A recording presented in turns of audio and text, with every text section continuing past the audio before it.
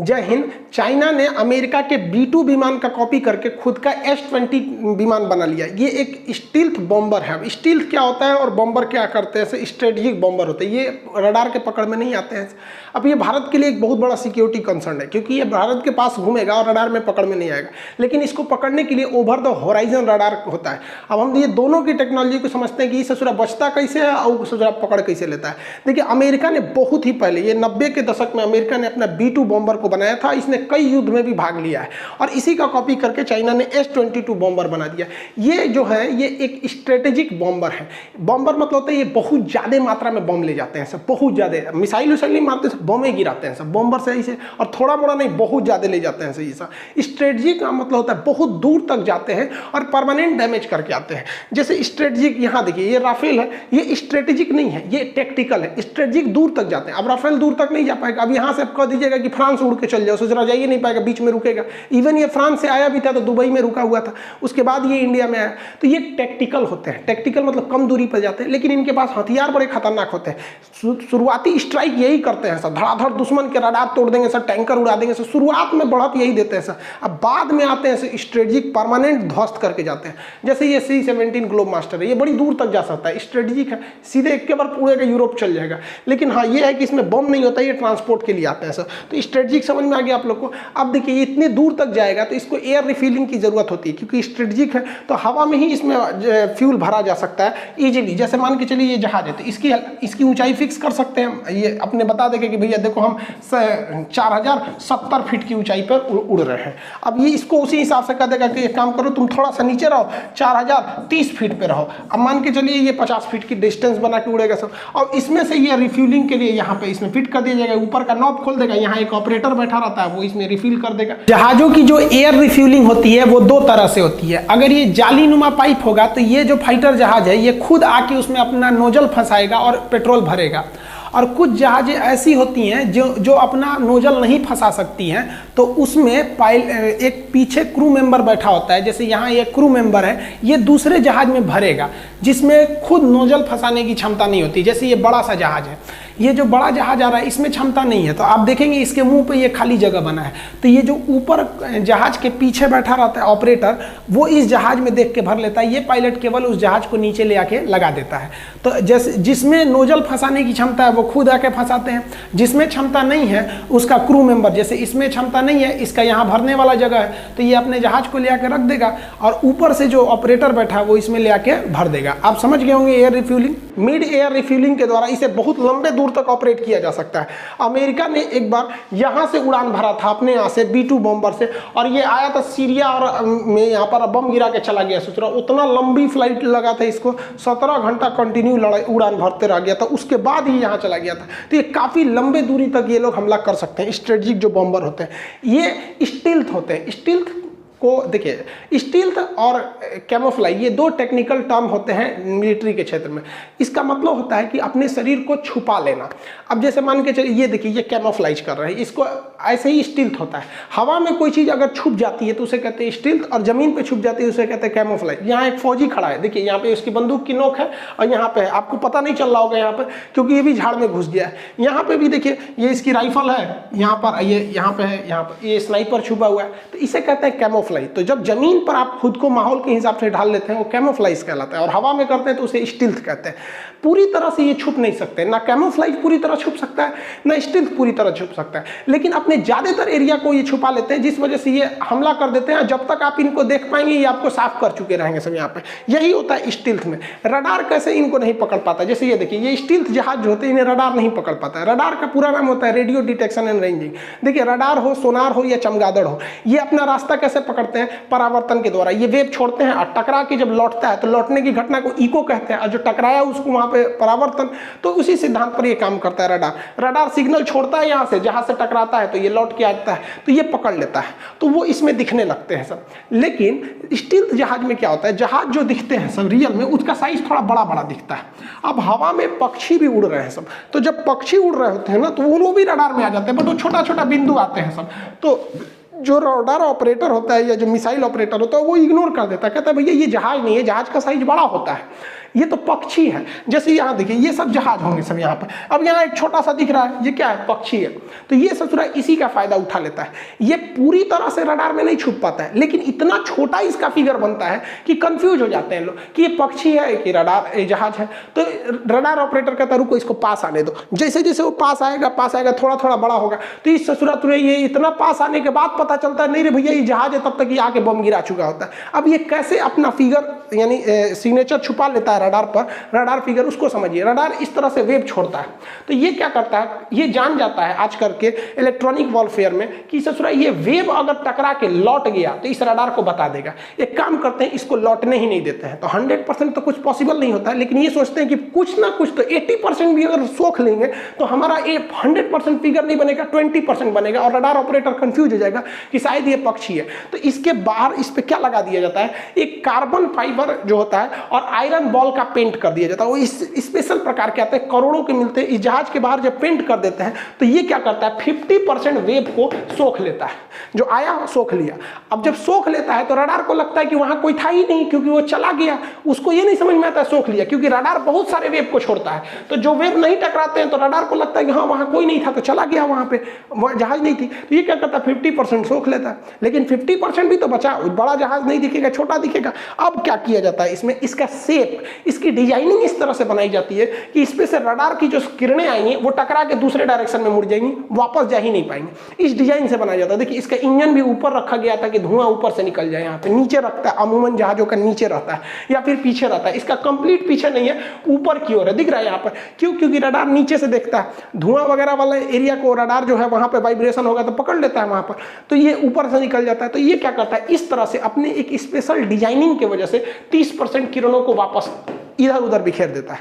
तो इससे पहले जो था ये 50% को सोख लिया, कार्बन फाइबर और आयरन बॉल, और 30% को ये ले लिया। यानी टोटल कितना परसेंट किरणों को ये लोग चौपट कर दिया, 80%। तो रडार पे कितना दिखेगा, 20%। तो रडार पर जब दिखता है 20% तो लगता है कि कोई पक्षी है। तो कंफर्मेशन के लिए किया जाता है कि पास आने दो, पास आएगा तो उतना ही छोटा दिखेगा, उतना ही छोटा छोटा छोटा। लेकिन यहाँ जब एकदम पास आ जाएगा तब लगेगा नहीं अब बबुआ तो जहाज था।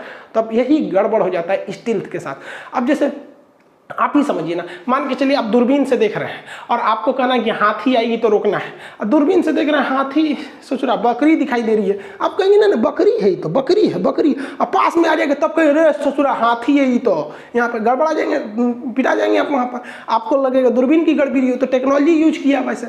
अब मान के चलिए आपसे कोई कह रहा है कि शेर आएगा तो उसको रोक देना, गोली मार देना वहाँ शेर में, और आपको लग रहा है कि तो कुत्ता आ रहा है, आप टहल लेंगे इस शेर से न मारना है, तो कुत्ता आ रहा है यहाँ पर, कुत्ता को क्या करना है, लेकिन वो तो स्टील टेक्नोलॉजी है। ऐसे एक सरदार जी थे, सरदार जी अपने कुत्ता को टहलाने निकले थे। तो उनके कुत्ते को देखकर उनका पड़ोसी बोल रहा है कि सरदार जी आपके कुत्ते की शक्ल तो शेर जैसे मिल रही है। तो सरदार जी गुस्सा हो गए, पड़ोसी पे कहे चुप, ये कुत्ता नहीं शेर ही है, प्यार के चक्कर में पड़ के इसकी शक्ल कुत्ते की जैसे हो गई। इसलिए लड़का लोग को भी कहते हैं पढ़ाई वढ़ाई कर लो ना तो शक्लों बिगड़ जाएगा, करियरों बिगड़ जाएगा। किसी भी स्टील्थ जहाज की जो सबसे बड़ी खराबी होती है वो उसका हार्ड पॉइंट होता है। देखिए जो बम रखा जाता है ना, ये जहाजों के हार्ड पॉइंट पर रखा जाता है। विंग्स के साइड साइड में जो जगह होते हैं, पॉट बने होते हैं जिसमें बम मिसाइल को रखा जाता है, उसे हार्ड पॉइंट कहते हैं। अब जो जहाज होती है ये स्टील्थ होती है, ये बम वगैरह स्टील्थ नहीं होते, क्योंकि स्टील्थ टेक्नोलॉजी को बनाने में बहुत ज़्यादा खर्च होते हैं। तो बमों को भी स्टील्थ रखा जाएगा तो बहुत ज़्यादा कॉस्ट आएगा, इसलिए इसे अलग से चैम्बर बना के अंदर रखा जाता है। जब बम गिराना होता है तो चैम्बर खुलता है और वो ड्रॉप कर देते हैं, उसका चैम्बर बंद हो जाता है। तो जब ये ड्रॉप करते हैं तो उस समय तक हल्का सा ये रडार में आता है, लेकिन फिर कोई फर्क नहीं पड़ेगा क्योंकि रडार में ये आएगा, ये गिरते रहेगा, ये तो उतना अच्छा से आता नहीं है, यहाँ पे ये बंद हो जाता है। अब अमेरिका का ना जैसे ये B-2 बॉम्बर है, ये खतरनाक स्टील्थ है, और F-22 ये खतरनाक मतलब फाइटर है, ये मिसाइल मारते हुए आगे बढ़ता है, ये बम गिराते हुए आगे बढ़ता है। तो चाइना ने एक बार दावा किया था कि उसने F-22 रैप्टर को अपने रडार में पकड़ लिया। एक्चुअली एक एयर शो के दौरान F-22 है जो हवा में रिफिलिंग कर रहा था, उसका एक्स्ट्रा फ्यूल टैंक भी था, तो वो उस फ्यूल टैंक को पकड़ लिया। तो ये कह रहा है कि हम पूरे रडार इसको पकड़ लिया, ऐसा नहीं होता, ये बहुत कम सिग्नेचर आता है, मतलब इसका फिगर बहुत कम आता है रडार में, और ये एक साथ बहुत ज़्यादा बम ले जा सकते हैं। अमेरिका वाला B-2 तो बहुत ज़्यादा लेके चला जाता है, और ये उसका कॉपी करके S-20 जो बनाया है चाइना, इसकी क्षमता उतनी नहीं है, तनी मनी लेके जाता है, अपना हल्ला कर रहा है कि ढेर ले जाता है। वैसे भी ये B-2 हो या S-22 हो, तिब्बत के पठार पर दोनों की सांस उखड़ जाएगा, रीजन क्या है कि ये सब जो है ये कोई भी ये सब में फ्यूल पड़ता है, फ्यूल को जलने के लिए ऑक्सीजन चाहिए, और तिब्बत का पठार और हिमालय के एरिया में ऑक्सीजन का लेवल इतना कम हो जाता है कि इन लोग को अपनी पूरी क्षमता में 50% की कमी करनी होती है। तो ये जो है इतना तो ये ले ही नहीं जा सकता, 50% करेगा। अभी से चाइना है इतना ले जा रहा है ना, तो इसका 50% करेंगे यहाँ पर, इतनी सा ले जाएगा यहाँ पर, लेकिन फिर भी इसका स्टील्थ है, ये हमारे लिए कंसर्न है। अब देखिए ये स्टील्थ जो होते हैं सब ये कारपेट बॉम्बिंग के लिए कर देते हैं सब, मतलब इनके पास इतने बम होते हैं कि किसी भी एरिया को ये पूरी तरह से बिछा के चले जाते हैं कालीन की तरह, इसी को हम कहते हैं कारपेट बॉम्बिंग। तो पहले जो फाइटर जहाज होते हैं दुश्मन के बड़े बड़े एरिया को उड़ा देते हैं और उसके पीछे से आते हैं कारपेट बॉम्बिंग के लिए करके चले जाते हैं सब। अब चाइना को क्या लगा, उसको लगा कि उसने बना लिया अपने S-22 बना लिया है, अब S-20 बना लिया, अब ये तो रडार में उतना आएगा नहीं, भारत रडार पकड़ते रह जाएंगे। इसको लगा कि ये हिमालय वाले एरिया में है, यहाँ पे इसने डिप्लॉय किया है अपने S-20 रडार को, बॉम्बर को, और उसको लगता है कि भारत में खूब बढ़िया से यहाँ पे लगाएगा। भारत भी अभी यहाँ पे आर्मी अपनी बढ़ा रहा है, यहाँ लद्दाख से लेकर अरुणाचल प्रदेश तक एक्स्ट्रा फौज भेजी जा रही है काउंटर करने के लिए यहाँ पर। तो देखिए ये बात हकीकत है कि ये रडार में उतना नहीं आता है, लेकिन इसको पकड़ने के लिए ओवर द होराइजन रडार बनाया जाता है। देखिए ये फायदा किस चीज़ का उठाता है, दो चीज़ों का। एक पहाड़ का, अगर कोई जहाज पहाड़ के उस साइड रहेगा और रडार इस साइड रहेगा तो पहाड़ रोक देगा, रडार में नहीं आएगा। दूसरा पृथ्वी के होराइजन, होराइजन मतलब होता है ऐसे घुमाओ। अब जब ज्योग्राफी आदमी पढ़ाता है तब बताते हैं कि पृथ्वी की आकृति जियोड होती है, जियोड जो गोल नहीं है, आलू की तरह ढचकल पचकल है।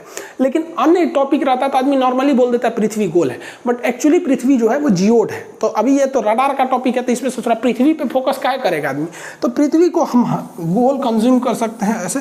अब यहाँ पे एज्यूम इसको कीजिए कि आप पृथ्वी क्या है, गोल है। अब यहाँ पर दो चीज़ें देखिए, ये जो रडार है ये इस जहाज को पकड़ लेगा क्योंकि ये इसके रेंज में आ रहा है, ये जहाज तो पकड़ा जाएगा यहाँ पर, लेकिन ये जहाज को देखिए ये नीचे की ओर है। अब ये दो चीज़ों से बच जाएगा, एक पृथ्वी के होराइजन से बच गया यहाँ पर कर्व की वजह से, दूसरा इसके ऊपर जो पहाड़ है ये इस वेव को रोक देंगे। अब क्या होगा, ये जहाज ये तो यहाँ से आ रहा है बिना इसके नज़र में आए हुए, और जब ये अचानक इसके नज़र में आएगा तब तक वो इसको मार चुका रहेगा, क्योंकि रडार के पास अपना हथियार तो रहता नहीं है। ये दूसरे को बोलेगा, दूसरा आएगा, तब तक ये धो के चला जाएगा। यही फ़ायदा उठाते हैं सब मतलब जो भी स्टील्थ जहाज होते हैं किसी किसी पोजीशन पे। तो ओवर द होराइजन रडार इसी का सोल्यूशन होता है। ये क्या करता है, ये डायरेक्ट पृथ्वी को, जैसे पृथ्वी है यहाँ पर, अब यहाँ रडार लगा हुआ है तो ये वेव छोड़ेगा तो मैक्सिमम वेव इधर जाएगा, खूब से खूब डाउन करेंगे तो ऐसे हो सकता है। लेकिन कोई जहाज अगर यहाँ पर है तो ये नहीं हो सकता है।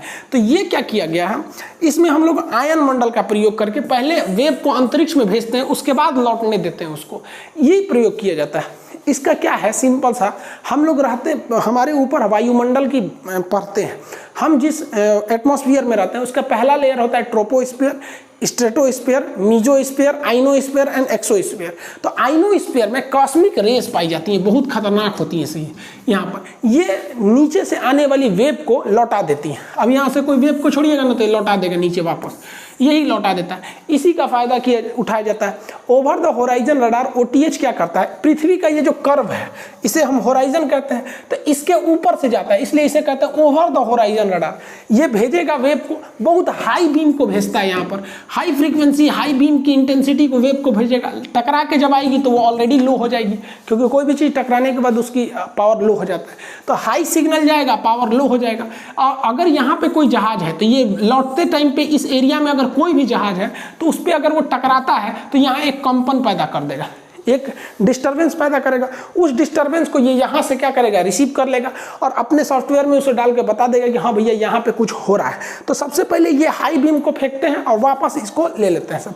अब इसमें एक चीज़ देखिए, ओवर द होराइजन रडार में एक समस्या ये थी कि इसमें एक ट्रांसमिशन के लिए अलग चाहिए और रिसीविंग के लिए एक अलग एंटीना चाहिए, दोनों के लिए अलग अलग चाहिए। जैसे यहाँ से आप अगर ध्यान दीजिए तो यहाँ से हाई पावर का बीम फेंका गया, ये स्ट्रेटो आइनोस्फीयर है जो आयन मंडल होता है, यहाँ से टकरा के गया, इन जहाज़ों से टकराएगा और यहाँ पे हलचल होगा।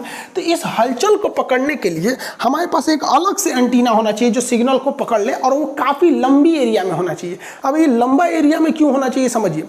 जैसे यहाँ पर देखिए एक पहाड़ है और ये दो जहाज है सब, और यहाँ पर रडार लगा हुआ है, ये ट्रांसमिशन के थ्रू भेज रहा है आयन मंडल में हाई बीम को, ये टकराएगा वापस आएगा लो बीम पे। इस लो बीम पे जैसे ये जहाज आएगा तो यहाँ पर इसमें डिस्टरबेंस आएगा, वेव जो है बिखर जाएंगे। अब इस वेव को बिखरेंगे तो ये आगे पहाड़ है, इसको तो कोई ले नहीं पाएगा, ये तो वेव को भी ढक लेगा। तो एक लंबा सा रिसीवर एंटीना चाहिए यहाँ पर जो बहुत बड़े एरिया को कवर कर सके और वो इस हलचल को पकड़ लेगा। ये रिसीव करने वाला, हलचल को रिसीव करने वाला बहुत सेंसिटिव रडार चाहिए। अब देखिए हलचल कैसे, आप इसको समझिए कैसे। जब कभी भी आप नदी के किनारे खड़े रहते हैं तो आपका ध्यान इधर रहता है, अचानक कोई नदी में अगर कंकड़ मारा या नदी में इस तरह से कंपन हुआ, आप फटाक से समझ जाते हैं सोच कुछ हो रहा है यहाँ पे। आप उस चीज़ को नहीं देखे हैं कि वहाँ कोई कंकड़ मारा या मछली ऊपर आई है, लेकिन आप इस वेव को देख के पता कर लेते हैं। ये वेव काफ़ी देर तक रहती है, ऐसी ही वेव हवा में बनती है बट हम उसे नहीं देख पाते, लेकिन रडार उस वेव को देख लेता है। जिस तरह से पानी में अब उल्लू को खड़ा कर दीजिएगा नदी के किनारे तो ससुरा ई वेव को भी नहीं देख पाएगा, उसी तरह हम लोग की आंखें हवा में वेव को नहीं देख पाती है, लेकिन रडार उस हवा में देख लेता है, पकड़ लेता है। अब यहाँ जितना भी हलचल होगा, इस हलचल को जैसे यहाँ से ओवर द होराइजन रडार पहले अंतरिक्ष में भेजा, वहाँ आयनमंडल से टकराया और कोई भी जहाज हवा में आया, इस तरह का हलचल होगा, उसको ओवर द होराइजन रडार पकड़ लेगा। आपने स्क्रीन पर दिखा देगा कि भैया इतना बड़ा हलचल है तो इतनी बड़ी जहाज होगी, छोटा हलचल मतलब छोटी जहाज होगी। अब ये over the horizon radar size में बहुत बड़े होते हैं, बहुत लंबे चौड़ा, बहुत बड़े एरिया को ये लोग कवर करते हैं ये रडार, क्योंकि भैया उतनी दूरी तक में वेव को भी तो छोड़ना है। देखिए ना ये कितना बड़ा होता है ये ओवर द होराइजन रडार, इतनी बड़े साइज में होता है ये कि कभी कभी तो लगता है कि सोचा कोनो देश का बाउंड्री बनाया गया है। देख रहे हैं, लग रहा है कोई देश की यहाँ पे दीवार बनाई गई, उधर दूसरा देश इधर दूसरा देश है। ये देश नहीं है भैया, ये रडार है। इतना हाई पावर का छोड़ता है ये बीम जिसका कोई हद नहीं, और इसमें मॉड्यूल्स लगाए रहते हैं। इसका पावर कंजम्पशन बहुत तगड़ा रहता है, ये नॉर्मली बनाना बहुत मुश्किल है, छोटे रडार में नहीं हो सकते। इसका एरिया बहुत ज़्यादा चाहिए होता है इसके लिए यहाँ पर। अब ये इतने ऊंचे होते हैं, देख रहे हैं बादल में घुस गया है यहाँ पे तो बादल आ गया है, बादल के ऊपर चले गए सर ये, और इससे बचना एकदम मुश्किल हो जाता है। इसमें रिसीवर बहुत तगड़े लगे रहते हैं सब, हल्का भी हलचल हुआ यहाँ इतने रिसीवर लगे हैं सब, यहाँ पर उतनी हाइट पर खूब ज़्यादा रिसीवर लगाए रहते हैं सर। ये रिसीवर क्या करते हैं, थोड़े से भी हलचल को ना, जहाँ कुछ हलचल हुआ तुरंत वायुमंडल में तुरंत इसको समझ जाते हैं सर और बता देते हैं सर। यहाँ पे देखिए बकलोलवा ससुर ए पे नाचने चल गए हैं, उलट जीव ससुर तू नहीं। ओवर द होराइजन रडार यानी OTH रडार कितना खतरनाक है आप ऐसे समझिए कि चाइना ने जो H-20 बनाया है, इसका बाप है अमेरिका का B-2 विमान जो है अमेरिका से उड़ान भरा, और ये उड़ान रूटीन उड़ान भर के वापस आया तो फ्रांस को यहाँ बैठ के पता चल गया कि इसका B-2 जहाज उड़ा है। यहाँ पे काहे को स्टिल्थ भैया, ओवर द होराइजन रडार, यहाँ लुका छिपी के खेल चल रहा है। जहाज सोच रहा हम ही होशियार है, रडार में नहीं आएंगे, और रडार बनाने वाले इंजीनियर और साइंटिस्ट सोच रहे हैं हम तोरा पकड़ के दिखाएंगे, देख से तू जाएगा किधर पे। अब चाइना ने क्या किया, एक मिसाइल बनाया, और चाइना इस मिसाइल का परीक्षण इधर प्रशांत महासागर के इस वाले भाग में कर रहा था। तो ऑस्ट्रेलिया चाइना को कहा कि रे ससुत नहीं, उधर का मिसाइल परीक्षण कर रहा है, उधर जीव जंतु को लॉस होगा, वो एरिया में मछलियां ज्यादा होती हैं, उस एरिया में करो जिधर मछली नहीं है।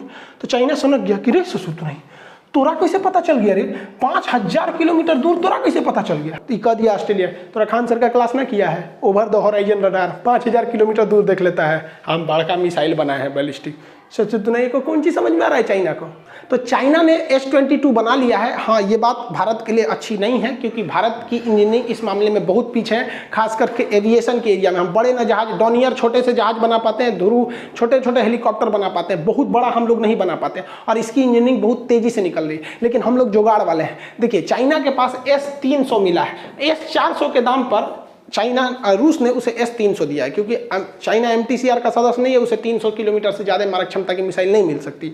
तो हम लोग के पास S-400 है, उसकी असली क्षमता S-400 किलोमीटर है, लेकिन S-400 का जो रडार है, ये रडार 400 किलोमीटर ही देख सकता है, इससे आगे नहीं देख सकता है। अब ये मिसाइलों को उधर वहीं तक गाइड कर सकता है।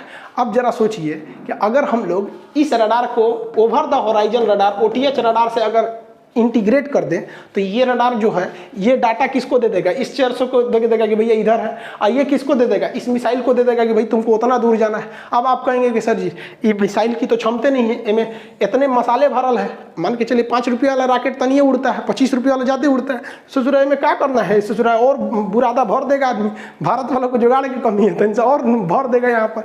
है कि नहीं आप। तो जब हम इसे इंटीग्रेट कर देंगे तो और खतरनाक हो जाएगा। इसको लग रहा था कि यही होशियार है। भैया ये हिंदुस्तान है, ससुर जी समझ में आए ना, ये हिंदुस्तान हमेशा जुगाड़ पे चलता है। हम लोग बचपने से जुगाड़ सीख लेते हैं। बचपन में क्रिकेट खेलते समय गेंद जो होता है, बॉल अगर नाली में चला गया तो अपवित्र हो जाता था, तो उसको निकाल के 3 बार पटक देते थे, कहते थे 3 बार पटक दिया ना अब शुद्ध हो गया। इसको पता नहीं, समझता है यही इंजीनियर ज़्यादा ससुर सब। तो इसको इंजीनियरिंग क्या समझ में। हम लोग के यहाँ दुनिया में सबसे पहले जब वाईफाई ब्लूटूथ नहीं था ना, तभी हम लोग बचपन में वाईफाई लगाते थे। किसी से गुस्सा हो गया तो लोग कट्टी, ये पहला वाईफाई था। फिर बोलना है हाँ ले मिट्टी यहाँ पे। एक समझ में आता है कि एक इंजीनियरिंग तेज है यहाँ पे। हम लोग का ससुरा का बच्चा जो होता है ना, छोट छोट 2 महीना 3 महीना का, वो सब ससुरा टेक्नोलॉजी समझता है, वो भी सब सिग्नल समझता है। पेशाब नहीं करेगा ना तो क्या मम्मी पापा कहेंगे पेशाब कर लो, नहीं करेगा तो कहेंगे तुरंत कर देगा वो।